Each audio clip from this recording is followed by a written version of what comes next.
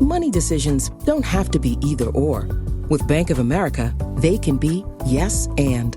Like yes to sunny vacations and rainy day funds. Can our digital tools and guidance help you create the future you want? Yes.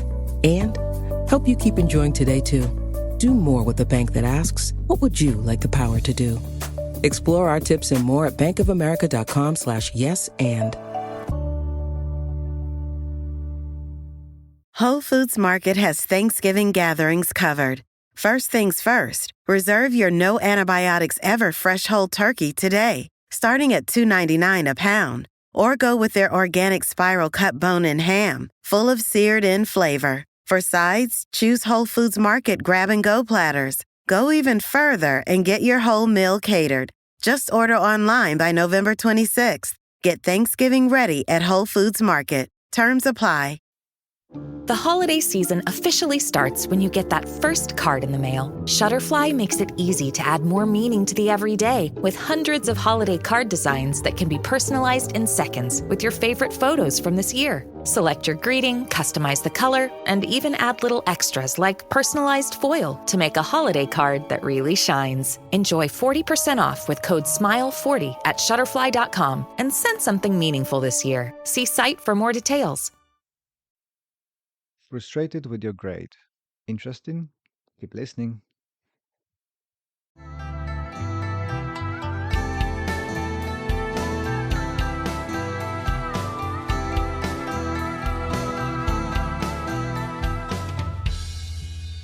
Hello, I'm your host, Les Bubka. Welcome to Anxious Black Belt, a podcast that focuses on karate, mental health, and everything in between.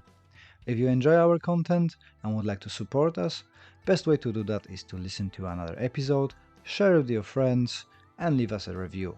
All this stuff helps the mysterious algorithm to introduce our podcast to new audience. Thank you for joining me, and let's listen to the episode. Hi guys, welcome to another episode. This one is based of nearly 30 years of experience on the mats with different people, different training methods, different sports, and it kind of always is the same. You're coming across people who get really frustrated. I've been there as well. I've been frustrated with the grades, especially when you're a younger person. You're really paying attention to those grades. You're comparing yourself to others. With time, it fades away. So yesterday I was training BJJ, really nice class. I'm one of the few older guys there. There's lots of younger people, and during the sparrings, I was training with one of the guys who was going at me really, really hard. Yeah, that's fine. Good for him. He's been tapping me out all the sparring, so I think he had 3 or 4 taps. With years, I learned to not go strength against strength because in my age I'm getting more frail, and uh, it's easier to get the injuries, and had that before where my ego kicked in and go force against force, try to resist all the techniques, and sometimes the techniques just overcome the strength, and you hear the pop bang snap, and had the kind of a half of a year or nearly a year that my muscles really easily torn. Hopefully, I feel much better when I started supplementing, and the problem seems to go away. Plus, I incorporated more strength training because I was very lenient with it, and kind of started to fade away. And I noticed those injuries keep happening with the simple things, not mentioned to train with people and try to resist strength by strength. Plus, I am a very small person, so just the weight is against me because in a club, pretty much everybody is about 20 kilos heavier than I am. So it is a hard job. So my approach to sparring at the moment is a sloth. So I just lay there and wait for the opportunities. But going back to the young chap who was sparring with me and going super hard, I decided that, you know what, it doesn't work for me to fight strength for strength. So I've been kind of trying to be relaxed and allow him to release that steam, because you clearly could see that he is frustrated and something's bothering him. He wasn't that aggressive that it was dangerous, but it was just a good amount of aggression. It would be like in nearly a competition style. So he was putting it there, proving the point, and I could see that he really wants to prove the point. So I thought, okay, it's no point me uh, fighting with him. He's a bit higher graded than I am. So as I don't have any ego anymore, I thought, well, it looks like the young person needs that reaffirmation. I don't know if that's the word, reaffirmation of their abilities, and he's really frustrated, and for sure he was. We talked about it after he came, being very apologetic. Then listen, I'm really sorry, I was going hard, I'm just very angry, not with you but with the situation. There's definitely a competition between him and his brother. He said, my brother is already 4 stripes, I'm two for ages, everybody's tapping me out here, and I'm really angry. So it kind of I don't know. He's seen that maybe I'm confident and relaxed on the mats, and I don't get very emotional, and I don't get upset when people tap me out. And between young people, it is common that they get frustrated and escalate it. I don't escalate things. I'm just there to have fun and relax and do my job. So yeah, so we've been chatting, and he said that he is lacking of that progression. He would like to be more, having more grades, and somebody notice his efforts. But because this quite high level gym with not many white belts, well, that's changing a little bit. But in a couple of weeks, we had a few new people joining in, so it's obviously very frustrating to be tapped out all the time by the higher grades. And I don't feel like it's a bad thing, because the guys we've got always try to guide and give you feedback and support you through the movements and stuff. So I'm enjoying it. I'm learning all the time, and I can understand it's frustrated to be tapped out all the time, especially when you're a young person and your pride and ego kicks in, which is completely natural thing. And it's just that will to prove yourself. So I think his mood got better after submitting me so many times, and he done a good job. Obviously he needed that night. I hope he's gonna be more relaxed, and he's a really good player, and he done a really good job. So I don't see that he needs to be ashamed or anything with his grade. But you can see that on his behavior. I think he's very critical of himself, and maybe his self-worth is not as high as it could be, because when we're lining up a couple of weeks ago, I managed to submit him a few times, and he was very frustrated with that as well. He said, oh, I shouldn't be my grade, I'm coming here and people like yourself with a lower grade tap me out. And I tried to explain to him that, listen, it's a good days and bad days. Sometimes you're gonna be winning, you're gonna be on fire, everything lines up. Other days you're gonna be a losing. So it's just natural. But I'm talking from the experience of nearly 30 years on mats, and I've been there. I've been frustrated with things not working. I'm not learning so fast as I would like to. I'm not tapping out everybody. I'm not winning sparrings. It's all frustrating, and I can't do anything. But that's just natural way of learning, right? You've got people who are more talented, more experienced, and just simply better, and you need to grind and catch up with them and so on. I'm not very talented martial artist. Everything which I achieved is hard work. I've seen so many people being more talented, learning much faster, doing much better, and they still are much better than I am.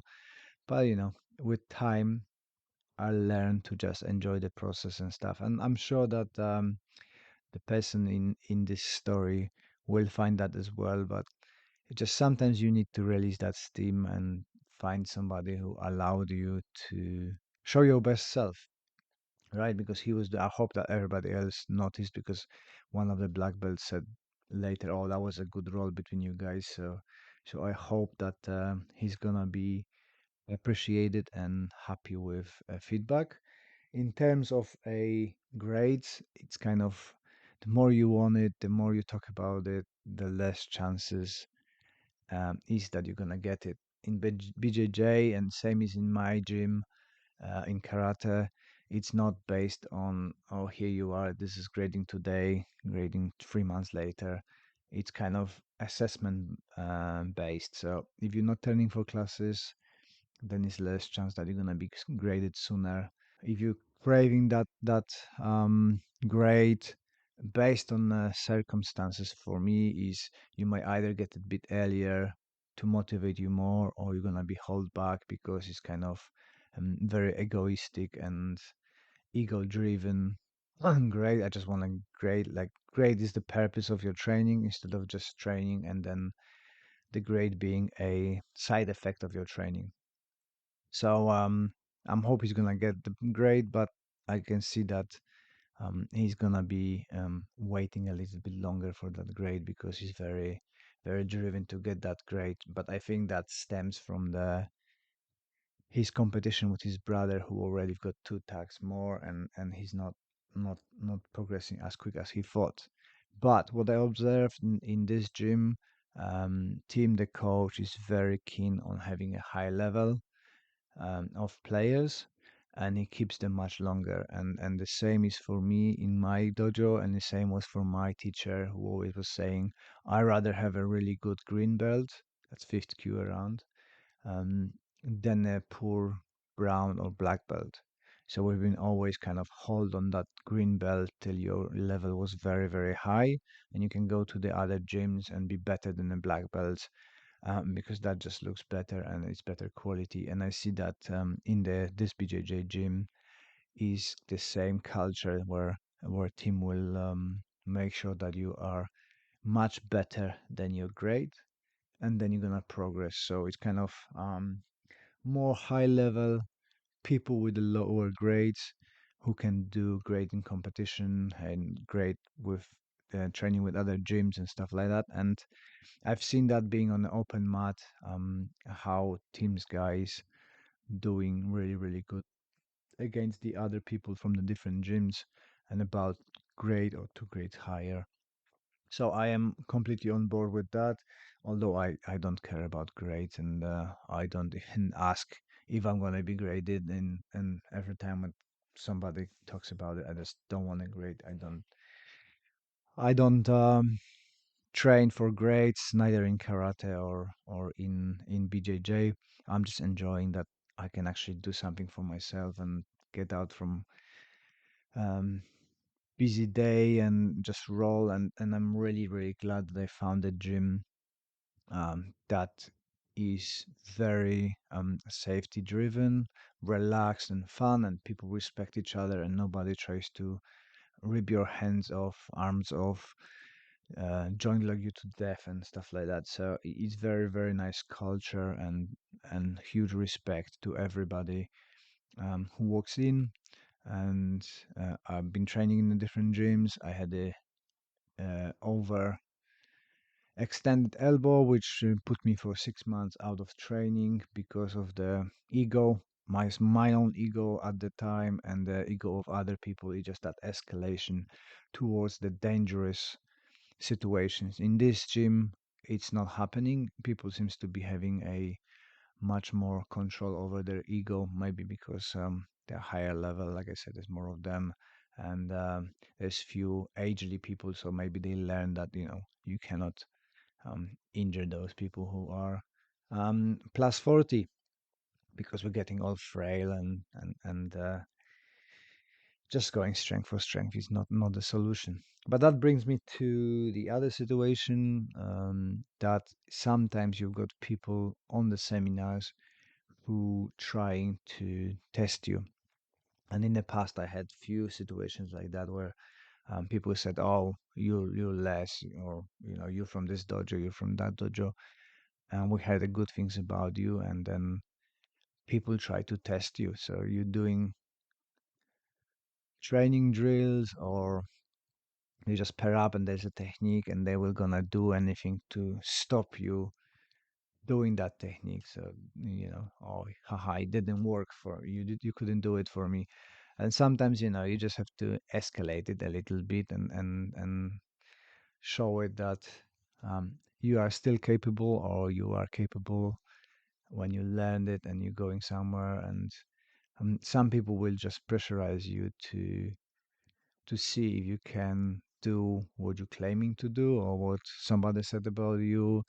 And you can take it two ways, right? You can get frustrated with it and go really hard and prove the point, or you can just relax and take the opportunity to show what you're doing and do a variation or variant of the technique and get in there. And in that situation was the instead of choke, we went through the um, chin bar, or how you calling it, squeeze across the jaw, which work as well. Obviously, people testing me with low kicks because I'm a really, really small guy, and people don't believe that it can be painful. So I had few people going like, okay, let's kick harder and harder and harder. I don't like to do that because that's competition for testing like that, or grading in all the ways that you putting that full effort to do the technique properly, and you've got sparrings and stuff like that. But on a seminar, there's no point going really, really hard at people's legs because it's painful and it's not very pleasant. But there are people who like that kind of stuff, and they're gonna be pushing forward to test you and see what you're made of. And sometimes you just have to bite the bullet and show them what you're capable of. Or sometimes you just have to walk away and let them be, and let them think that they are much better than you. And sometimes it simply doesn't work. It's like I've been showing the technique on a really big guy a couple of years ago, and it completely didn't work. And my ego kicked in. I wanted to prove that it will work, and we end up on a scramble on the floor, and simply the guy was bigger, better than me, and he proved me wrong. And sometimes you just have to get up and say, well, that didn't work. It's my and sometimes you just have to accept that it's not gonna work, and don't be ashamed of it. It's not working for everybody every time, and you can make a good example of that to have the humility, say that thank you very much for the lessons, and show your students that not everything gonna work. You're not the best, you're just the person, and you can take that criticism and don't get frustrated. Don't storm off from the dojo like I had some teachers do. Simply say thank you. Yeah, yo, that you got an example what happens when it doesn't work. You don't lose your face. You're just a human being, and you just have to accept that people gonna be better than you.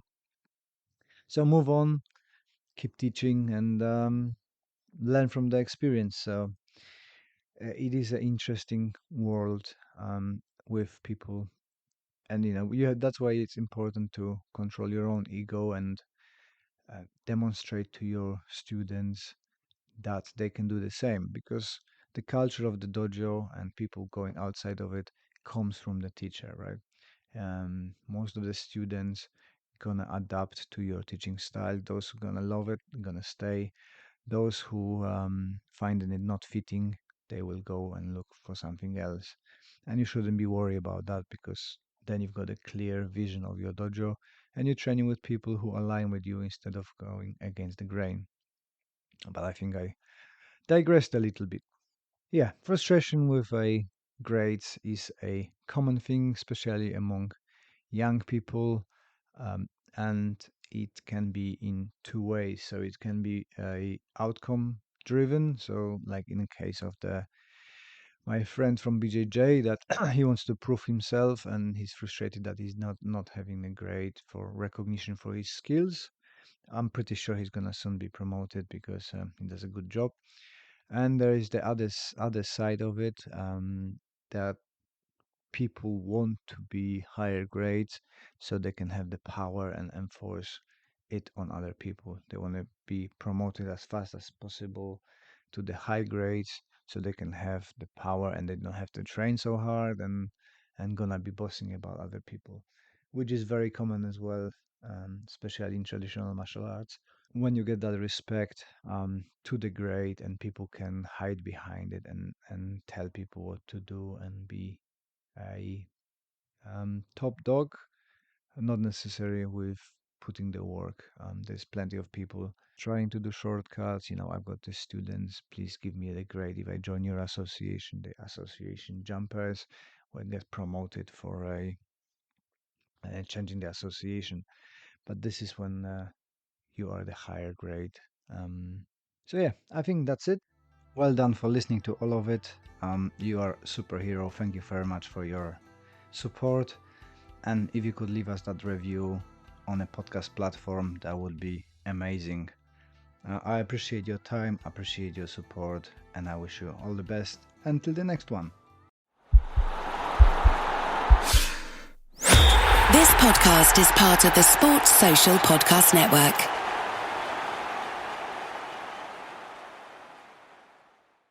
La Navidad llegó a The Home Depot. Encuentra el arbolito perfecto en nuestra enorme variedad de estilos, formas y tamaños. Como el arbolito fácil de armar Jackson Noble, con ramas preiluminadas, en un 2x3 lo tienes listo para decorar. O el Starry Light Flocked, con más de 1900 ramas preiluminadas de alambre con memoria que mantienen su forma para que esté listo en cuanto sale de la caja. Encuentra el arbolito perfecto para tu espíritu navideño en The Home Depot. Haces más, logras más.